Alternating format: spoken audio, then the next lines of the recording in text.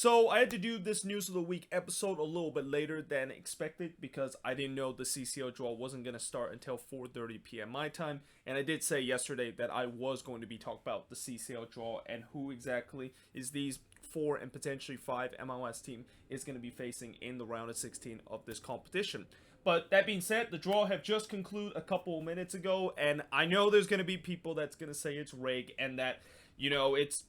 obviously rigged because of the fact that Liga MX team seems to be facing some easy opponents in the round of 16, and especially half of those Liga MX team that is in CCL this season gets to face against Caribbean team, while half of MLS team seems to be facing against tough Central American team and tough Costa Rican team. And let's also not to mention that some people will also say it's rigged because of the fact that in the quarterfinal, 3 of the 4 Liga MX team is going to have the home leg in the second leg of the quarterfinal, which I guess some people will say having a home match in the second leg of a quarterfinal or in a knockout stage is an advantage because of the fact that you get to play at home in a decisive leg, and that in case if you did messed up in the first leg, there's also that second leg where you can make it up, and you're of course playing at home. But obviously the counter to that argument is that, well, there's also the away goals rules, and if you basically screw up in your home game in that decisive leg, and that the away goals rule does come into apply, then yeah, that of course would basically the disadvantage of you having a home game in the decisive leg of a knockout competition. But that being said, it is what it is in terms of how the draw is, and we start off in terms of talk about Forge and Toronto FC. And the reason why I mentioned Forge and Toronto FC is because both of these teams have yet to play in this Canadian Championship final, and I know they said that it was going to happen in 2021, but they didn't say exactly when it's going to be in 2021, and I'm guessing it's probably going to be soon, either this month or maybe in March, because I'm pretty sure they're going to have to play against each other before the round of 16 begin in April. But both of these teams are going to be facing off in the Canadian Championship final, and the winner of that will be facing against Club Leon, and potentially this could be the only MLS team that is going to be facing a Liga MX team in the CONCACAF Champions League round of 16. And as much as I think Toronto potentially is going to win this, and they get unfortunately the LAFC treatment of potentially facing Lyon and being the only MLS team facing a Liga MX opponents in the round of 16, I really want Forge to potentially win this Canadian Championship final. I mean, that would be such a historic moment, not just in Canada, but also in the Canadian Premier League, where you can have a first with a CPL team playing against the defending Liga MX champion from the Clausura season, or actually not is it the Clausura season or the Apertura season? But either way, they are the defending champion in the last season in Liga MX, and that I know most likely if Forge does play against Club Leon, they're probably going to get absolutely demolished, but still, it's going to be a historic moment if Forge FC can carry not only the Canadian flag but also the Canadian Premier League flag of being potentially the first ever CPL team to make it to the CONCACAF Champions League. Now, you got the defending MLS champion Columbus Crew, who probably got the easiest draw by playing against Real Esteli, which is a Nicaraguan team. Then you got the defending Supporters Shield winner, who probably had the toughest draw, or depending on if you think playing a MLS team facing a Liga MX team in the round of 16 and being the only team to do so is considered a tough draw. I think the Union equally has a tough draw against Saprissa, and that Saprissa, is always a team that is known to be a giant in the Central America region, and always known as probably the best team in the Central American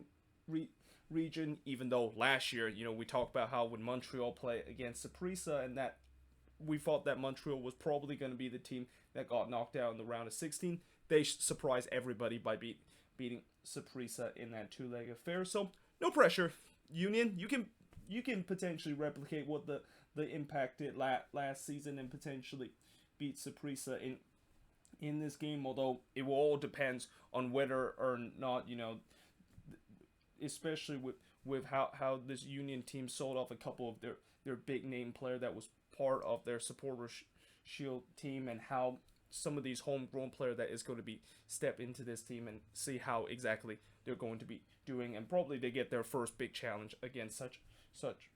a big team in the Central American region that is Saprissa. Then you got Atlanta United that is going to be playing against Alajuelense, and this is also not an easy opponent for Atlanta. And in some way, I was kind of hoping Atlanta was going to get a tough team in the round of 16, because let's face it, I don't think any MLS team or any MLS fans is happy the fact that Atlanta made it to this CONCACAF Champions League competition. Like, they literally was the benefit of the doubt with the way that there was no US Open Cup happening in this year, and that MLS tends to just kind of say, well, you know, we might as well just give it to the team that of course won the last Open Cup, and they get like a free pass to this CONCACAF Champions League competition. I'm pretty sure a lot of MLS team and a lot of MLS fans is not happy about that, and that they were hoping they were going to get a tough draw. And in some way they kind of did with Alajuelense, which is not as well known as Saprissa, but I did hear in the CCL Draw when they did that a couple of minutes ago that this was a team that won the CONCACAF League, and basically the CONCACAF League is kind of like the Europa League of the CONCACAF region, and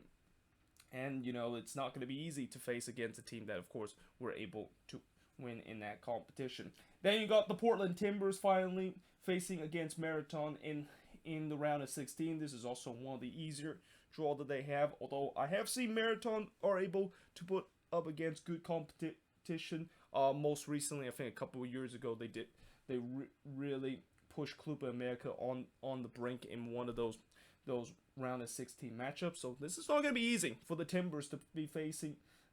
against Marathon in a Central America team, and a team from Honduras. And although it's not as tough as probably what the Union and Atlanta is going to do with Saprissa and Alajuelense, the Timbers should not overlook that Marathon could definitely cause an upset or two in the round of 16. But either way, you know, the other thing I also want to mention besides the draw is to kind of look at the upper bracket and the lower bracket, and basically this draw pretty much determine which team is, or where exactly each team is going to be, whether in the upper bracket or the lower bracket. And you know, usually in the past there's times where you say that maybe the upper bracket, and if you're an MLS team that belonged to that part, you might have got the easier path to the final compared to maybe being in the lower bracket, or vice versa. But this year, when I look at how the bracket is structured, there's really no advantage of either you being in the upper bracket in the lower bracket. And especially when you look at the quarterfinal, there could be a potential that we could have 4 of the 5 MLS teams that is going to be facing against a Liga MX's opponent. There is also a possibility that there could be an all MLS quarterfinal matchup with the Union. If they can beat Saprissa and Atlanta can beat Alajuelense, they could be meeting in the quarterfinal. And it's definitely been a while since we have an all MLS kind of CONCACAF kind of knockout stage game. I believe the last one was Toronto against Colorado a couple of years before, but that was only in the round of 16. But in the quarterfinal, I don't think I remember one time when there was an all MLS kind of matchup in terms of that, and that should be very intrigued to see if that of course is going to be the case. But either way, you know, I know the Timbers, they're going to have to face against Club America in the quarterfinal. Columbus, I believe they get to face either Monterrey or Cruz Azul. I believe it's Monterrey that they're going to be facing in the quarterfinal if they beat Real Esteli. And Fortune Toronto, if they were able to cause probably one of the biggest upset in the round of 16 by knocking off defending Liga MX champion Club Leon, they got another daunting task as they're going to be facing against Cruz Azul in the quarterfinal. So yeah, you know, it will be very interesting to see how each of these teams is going to do. And right now, I'm not really going to pick to see who exactly is going to make it to the furthest, because at the end of the day, I really hope that once these MLS team, and hopefully all of these MLS team will make it into the quarterfinal, and we could be having almost the same situation as we had last season, where every MLS team was able to make it through the quarterfinal. But let's just hope if this year is going to be the case again, it's not going to be like last year where all pretty much 4 of those 5 MLS teams that make it to the quarterfinal, yeah, all of them basically they got eliminated. Besides LAFC, that pretty much was carrying the torch of MLS and eventually got all the way into the CONCACAF Champions League final. Now, moving away from talk about the CONCACAF Champions League draw, and now talking about a couple of more important news. And by the way, there wasn't really a lot of news to talk about in these last couple of days, but there was definitely some big news that I have to mention in this news of the week. And one of those big news is the MLS regular season, where before it was announced that it was going to start on April 3rd. Well, it is now being pushed back to April 17th, and also preseason is going to be pushed back, where that actually they still haven't announced when exactly it's going to start, but most likely it's going to be early March. That is going to be the time when preseason actually begin. And also Don Gabbard have also talked about how they are working hard in terms of trying to create the schedule and soon to release the schedule of the regular season. But he also mentioned probably one of the more important thing that this regular season is going to happen is what's going to happen with the Canadian team. Like we know last year with the Canadian team, all 3 of them, besides phase 1 of the schedule, they had to be playing again in a neutral venue, with Montreal playing in Red Bull Arena, Vancouver playing in Providence Park, and Toronto, of course, playing down in Hartford. Is that going to be once again the case? And that I'm pretty sure MLS is working hard with the Canadian government and hopefully make a deal in terms of the fact that they're allowed those Canadian teams to cross the border and play against MLS opponent whenever those Canadian teams have an away game. But that being said, there is no guarantee that of course would happen. And if there is going to be a situation where Canadian teams are not allowed to travel across the border to play against these U.S. opponent in an away game, then yeah, there could be a similar situation where unfortunately all 3 of these Canadian teams will hopefully temporarily once again play in a neutral MLS venue here in the States, and that I'm pretty sure a lot of those Canadian teams are not going to be happy with that. And I know all 3 of these Canadian teams have talked about how much of a challenge it was last year, where they weren't able to play at their home venue when for majority of the last part of the season at home, and they hope that it's not going to be the case again, where they probably is going to be spending another whole season unable to be playing in their home market. Now, the U.S. Open Cup, which last season was canceled because of the COVID-19 pandemic, well, this season it is going to be brought back. Although this season it's going to go with a shorter format, and I gotta say, there's some people have looked at that format and they're basically saying, yeah, this is not the U.S. Open Cup anymore. This feels more like the U.S. Invitational Cup because of how much of a gimme it is in terms of this shortened format. And in some way, it is kind of true, where when you look at this shortened format, there is only going to be 8 MLS teams that's going to be available to participate in this format, and that there's also going to be a play-in round with 16 teams in the lower division. I believe there's going to be 8 USL Championship team, 4 teams that is going to be coming from USL League 1 and NISA, with I think 2 teams from NISA and 2 teams in USL League 1. And then you also got 4 other teams from the Open Division and pretty much from the other leagues like the MPSL, the UPSL, and all those affiliate that league in the lower division of US soccer. But either way, I still feel like, this shortened format might give the benefit showed for all these lower league teams, where they could be having a chance to not only make it to a USL Open Cup game where they get to face against an MLS opponent, but they could definitely cause some upset and maybe go far into the tournament. And this is just not USL Championship side, but also these lower league team that plays in the USL League 1, NISA, and also in the MPSL or the UPSL. But again, I can see why this is a gimmick with the way that it just feels wrong. The fact that the US Open Cup will now be featuring only 8 teams in MLS. And I know before people complain about how it's always seems like in the later round there's always like an all MLS as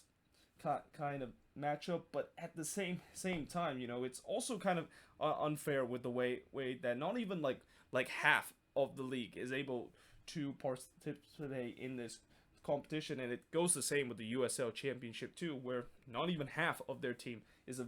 able to participate in this competition. And speaking of not even half of those team and those team that eventually will participate in this competition, how are they going to determine this? Like, for MLS point of view, I feel like if they're going to determine based on how each team, of course, made it to the playoffs, or determine in terms of maybe past U.S. Open Cup winner as a way to determine one of those spots. But either way, if they're gonna put like some of their best team in this U.S. Open Cup competition, I don't think this is going to work well. Not just because that means it's probably going to be an all U.S. or all MLS kind of final, or an all MLS kind of theme where every single team from MLS is gonna make it to the semifinal. But you also got to think about the congestion of the schedule, and that if you put some of these good team in the U.S. Open Cup that's going to be taking place in May and conclude in June, they also got the League Cup that they have to play in July. Like, there could be a case where all these teams are going to play in this competition, and they're going to be basically playing 3 games in 7 days for every single week during that stretch. And let's also not forget about the CONCACAF Champions League, and that if there is going to be some teams that is in the CONCACAF Champions League and they also have to participate in the US Open Cup, then there could be a possibility where there could be a conflict in the schedule, because CCL game does take place in midweek, which is going to be the same case with the US Open Cup game taking place in midweek. So what are you going to do now? Are you going to maybe move some of those US Open Cup game? And judging by the fact that as I mentioned, the US Open Cup is going to be taking in a very shortened period, that's only going to be taking place in May and June, is there going to be a possibility it could be move up because of those conflict schedule? Either way, it is a really big mess in terms of how they're going to have to figure out how which team exactly is going to be participating in the competition. But at the end of the day, I can see why a lot of people are probably not going to be paying attention to the US Open Cup. Well, actually, I know before, there's already a lot of people who are not paying attention to this competition before, but now it's even more because of how much of a gimmick and how it feels like a crapshoot with the way how the US Open Cup is going to be this year. Now, moving on, in terms of the next news involving Nashville SC, made a signing where they were able to sign CJ Sapon off of free agency, and I guess this is a signing for them to improve that number 9 position. And it's pretty clear that Nashville, as much as I was hoping maybe they could get another big name DP player in that number 9 position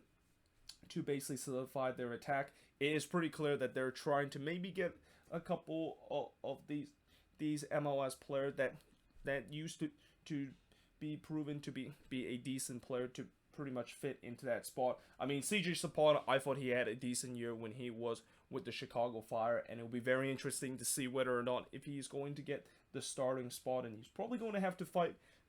for that starting spot alongside with Daniel Rios and Hyundai Kadits for that number 9 position. But if he is going to be the future number 9 for this Nashville team, it'll be interesting to see how he's going to do. And then, how I talked about how he had a decent season with the Fire. Well, he was mostly kind of a backup for Robert Barrage, and before he was with the Fire, I remember how good he was with the Union, and things kind of went a little bit downhill for him in these last couple of years. But again, he is still a very serviceable kind of attacker, and a guy that will able to provide goals and maybe be a 10 goal kind of scored in a season. So either way, I think this is a good signing for Nashville. But moving on, in terms of the next news involving 2 teams that have signed contract extension to their player, we start with the Houston Dynamo re-signing veteran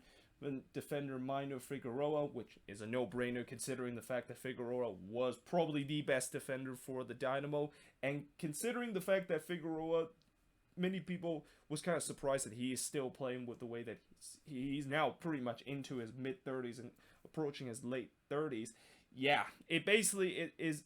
a fitting ways to basically explain that the Dynamo clearly have issue in terms of the defensive area. because if you have your best defender being a 37-year-old fullback, then there's definitely some issue in terms of the defensive end side. But either way, it still makes sense the fact that they are able to re-sign him, and Figueroa, even though he's in his late 30s, he is still an absolute unit, and he is still a player that shows that he clearly haven't shown sign of father time, and his leg hasn't really fall off yet, as we've seen before with a lot of these players reaching to their late 30s, and especially for a defender and a fullback, where there's not a lot of fullbacks that is able to still be at their top of the game even into their late 30s. Now, the Vancouver Whitecaps have signed Jake Nerwinski to a contract extension through the 2022 season, and I know there's some Whitecaps fans are not happy the fact that they're bringing back Jake Nerwinski, and Nerwinski, he's kind of a guy that I would say he's a good utility player for the Whitecaps. I mean, there's times where I can definitely see why Whitecaps fans don't like Nerwinski because of his defensive liability, but there's also times where I think he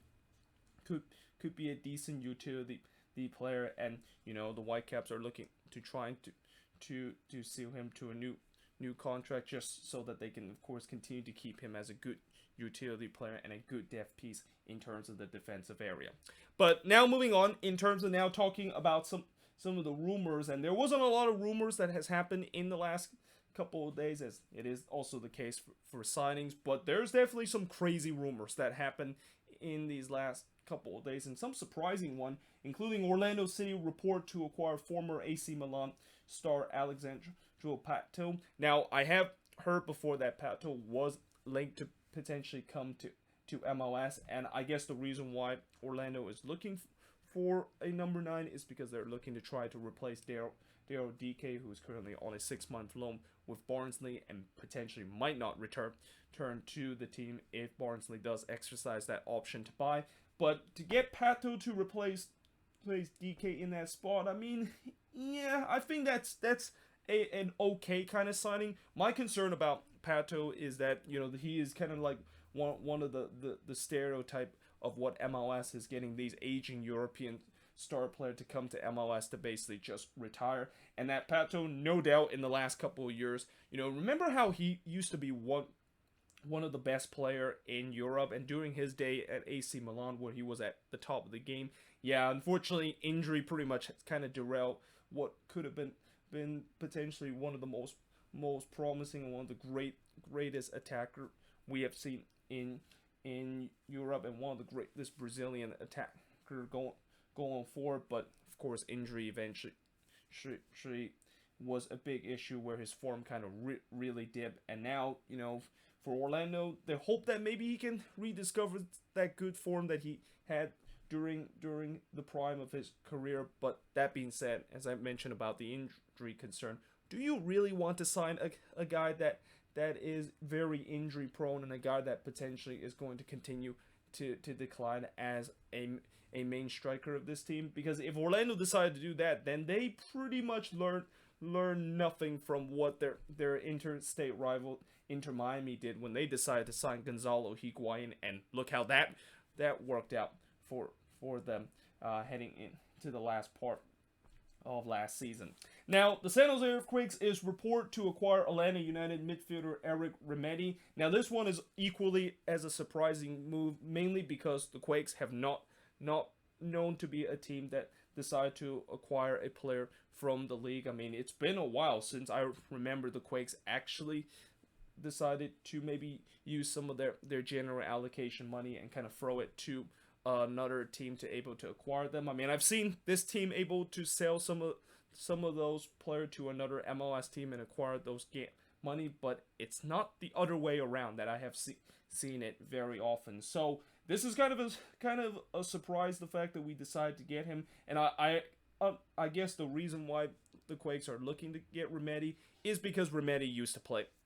for Almeida, and it seems like most of these rumors that the Quakes has been linked with is either going to be Chivas player that play under Almeida, or any players that used to play under Almeida during his day at Banfield and River Plate. But that being said, I think this could be a decent signing for the Quakes, especially adding some depth in terms of the midfield position, and I know the midfield is definitely not a position that the Quakes really desperately need to address this off season, because we already had Judson and Jackson Yu in that holding midfield role, and they have formed a good holding midfield partnership. And adding Remedy is going to pretty much add more competition to see who exactly is going to get a starting spot. But that being said, besides the fact that I talked about how Judson and Jackson Yu is in that holding midfield role, that's pretty much it in terms of the holding midfielders in our roster, and that there's really not a lot of depth in terms of that position. And Remedy is a guy that, I know he didn't had a spectacular season last year. Well, pretty much every single Atlanta player had a really bad season and underachieved last year, but he can still definitely be a good, decent player. And if he can be as good as he was a couple years ago with this Atlanta team, I think the Quakes could potentially get a decent player. And it's one of the rare times that the Quakes are actually decided to go to within MLS and look for decent player to join their team. And it's kind of also one of the biggest criticism I have with this with the Quakes, not just because of the fact that they are one of the cheapest team and always tends to go for the cheap option, but I never understand why the Quakes don't look